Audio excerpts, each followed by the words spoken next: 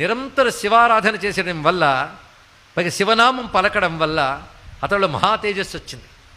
అందుకే గ్రహదోషంబులు దుర్నిమిత్తములు నీ కళ్యాణ నామంబు ప్రత్యహమున్ పేర్కొను ఉత్తమోత్తముల బాధింపగా నోపునే దహనున్ కప్పగజాలునే శలభ సంతానంబు నీ సేవ చేసి హతక్లేశులు కారుగాక జనముల్ శ్రీకాళహస్తీశ్వర అంటారు దుర్జటి మహాకవి.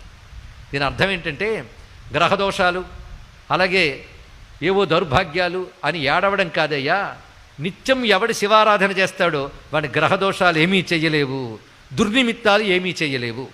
కర్మ కొద్దీ అవి చెయ్యడానికి వచ్చినా ఏమవుతాయి అంటే, అగ్ని వైపు వెళ్ళిన మిడతలు ఎలా దగ్ధమైపోతాయో శివారాధకుడిని బాధించడానికి వచ్చినటువంటి గ్రహములు కూడా ఆ విధంగా భస్మవుతాయి తప్ప వాడిని బాధించలేవు అని దుర్జటి మహాకవి చెప్పారండి ఇక్కడ. అంతే కదా, అలాంటి వాడి మీద ప్రతికూలాలు